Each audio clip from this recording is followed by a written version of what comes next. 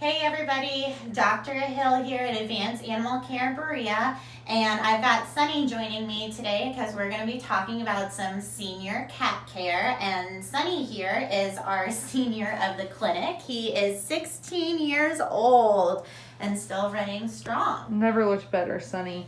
All right, Dr. Hill, how will getting older impact the health of my cat? So there's definitely some conditions, syndromes, diseases that can develop as a cat ages. The big ones that I tend to worry about the most are things like kidney disease, liver disease. Sometimes these guys are more prone to developing diabetes as they get older. They can also develop an overactive thyroid gland as they get older, or even, and I hate to say it, sometimes these guys do develop cancer, but a lot of these things can be diagnosed on routine blood work, which is wonderful. So, how do a cat's nutritional needs change as they age?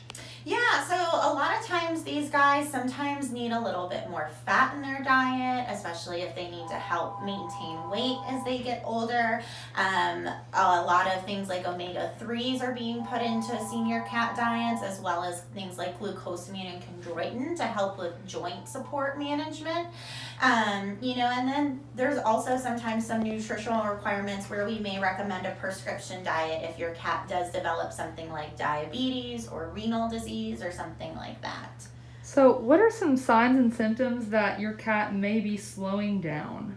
Yeah, so a lot of times some owners will notice that they used to jump up onto the counter or up onto the bathroom sink, and they're not doing that as much anymore.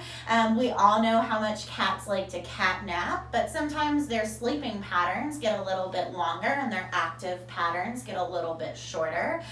Sometimes we can notice that they're eating a little bit less, or in some cases they're eating a ton more, and those are all good reasons to have your cat checked out by their veterinarian. So, what kinds of preventative care can help extend the life and health of my cat? Yeah, so once these guys start reaching about 6 to 7 years old, I strongly encourage that they have full blood work done at least every year, just to make sure that those vital organs are working the way they are supposed to, and that we can monitor those kidneys. We can make sure that we're not developing diabetes or an overactive thyroid. Another big part too for these guys is taking care of their teeth. So a lot of times as they get a little bit older, we get a bit more aggressive with their dental management. So it might mean that they just need to come in every year, every couple of years, just to have their teeth cleaned by us. And then, the last thing is going to be joint management and joint care, because we do see these guys develop arthritis, and we want to make sure that we're keeping them as comfortable as possible. And so like Sunny here, we give him injections every month with this Contra Protect to help manage his arthritis and help keep his joints nice and healthy. And since starting him on it almost a year ago, we have noticed a huge difference in his mobility and his activity levels and everything like that. So that definitely, those three are the big ones. All right, so my last question is, what is the most important thing to know about caring for a senior cat? Yeah, so they're going to require a little bit more care.